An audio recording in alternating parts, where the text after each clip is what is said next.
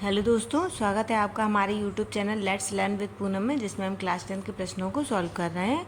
आज हम चैप्टर 2.1 के प्रश्न को सॉल्व करेंगे और 2.1 में एक ही प्रश्न है जो कि है कि किसी बहुपद px के लिए y = px का ग्राफ नीचे दिया गया है। प्रत्येक स्थिति में px के शून्यांकों की संख्या ज्ञात कीजिए। तो अब हमें इस प्रश्न को सॉल्व करने के लिए सबसे पहले ये समझना है कि बहुपद का शून्यांक px शून्यांक और बहुपद के ग्राफ का शून्यांक कैसे निकालते हैं। तो जो बहुपद का ग्राफ खींचना हमने क्लास 9th में सीखा था, तो वो बहुपद का ग्राफ x अक्ष को जितने भी बिंदुओं पर काटता है वो उस बहुपद का शून्यांक कहलाता है। यही हमें परिभाषा लिखना है। तो हम लिखेंगे बहुपद का ग्राफ x अक्ष को जितने बिंदुओं पर काटता है या फिर स्पर्श करता है उतने ही बहुपद के शून्यांक होते हैं। क्या लिखेंगे कि बहुपद का ग्राफ x अक्ष को, यहाँ पर y अक्ष की बात नहीं हो रही, यहाँ पर केवल और केवल x अक्ष की बात हो रही है कि बहुपद का जो भी ग्राफ बनेगा वो x अक्ष को कितने बिंदुओं पर काटता है, हमें ये देखना है। हमें y अक्ष पर जब ये ग्राफ काटेगा उनको काउंट नहीं करना है। तो लिखेंगे कि बहुपद का ग्राफ x अक्ष को जितने बिंदुओं पर काटता है या स्पर्श करता है उतने ही बहुपद के शून्यांक होते हैं। ठीक है, हमने बहुपद के शून्यांकों को कैसे काउंट करेंगे ये सीख लिया है। अब हम बहुपद का जो ग्राफ खींचेंगे उसके फिर शून्यांक निकालेंगे। तो पहला ग्राफ हम खींचेंगे जो कि हमें प्रश्न में दिया गया है। तो हम पहले ग्राफ बनाते हैं। ये ग्राफ में हम बनाएंगे पहले x अक्ष, फिर बनाएंगे y अक्ष। और जैसा कि हम देख रहे हैं कि ये ग्राफ केवल y अक्ष को काट रहा है, जो भी बहुपद का ग्राफ है ये x अक्ष पर काट ही नहीं रहा है। तो इससे क्या स्पष्ट होगा कि ये बहुपद का कोई भी शून्यांक नहीं है।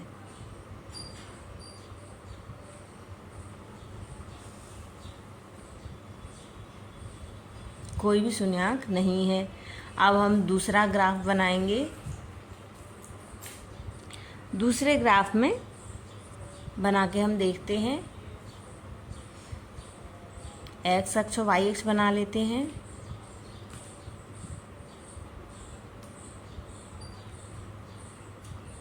और अब हम ग्राफ खींचते हैं तो ग्राफ इस तरीके से बनता है। अब ये ग्राफ हमारा एक बिंदु पर x अक्ष को भी काटता है और एक बिंदु पर y अक्ष को भी काटता है, लेकिन हमें वो बिंदु काउंट करना है जो x अक्ष पर ग्राफ काट रहा है। तो इस तरीके से हमारा x अक्ष पर ग्राफ केवल एक ही बिंदु पर काट रहा है, तो हमारा शून्यांक केवल एक ही होगा। हमने दूसरा प्रश्न भी सॉल्व, दूसरा पॉइंट जो दिया है वो भी सॉल्व कर लिया है, उसके शून्यांक भी निकाल लिए हैं। अब हम हमारा तीसरा ग्राफ बनाएंगे और तीसरे ग्राफ में हम देखते हैं कैसे बनाते हैं।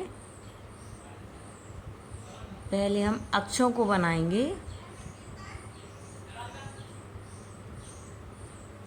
x अक्ष, y अक्ष और उसका मध्य बिंदु, दोनों को जहाँ दोनों अक्ष एक दूसरे को काटते हैं वो मध्य बिंदु। अब हम ग्राफ खींचेंगे तो ये ग्राफ हमारा 1, 2 और 3 बिंदुओं पर x अक्ष को काटता है। तो इस तरीके से ये वाले ग्राफ में हमारे 3 शून्यांक होंगे, क्योंकि हमें वही बिंदु देखना है जहाँ पर ग्राफ x अक्ष को काट रहा है। 3 बिंदुओं पर x अक्ष को काट रहा है ये ग्राफ, तो इसके 3 शून्यांक होंगे। अब हम चौथा पॉइंट करेंगे। चौथा ग्राफ बनाएंगे। सबसे पहले अक्षों को बनाते हैं। बहुत ही सिंपल प्रश्न है, लेकिन ये आगे काम आने वाला है, इसलिए इसको समझना बहुत ज़रूरी है। इस प्रश्न में चौथे पॉइंट में जो ग्राफ है वो x अक्ष को ही 2 बिंदुओं पर काटता है, y अक्ष को कहीं नहीं काटता है। तो ये प्रश्न में हमारे बहुपद के शून्यांक होंगे 2, क्योंकि दो बिंदुओं पर एक्स अक्ष को काट रहा है।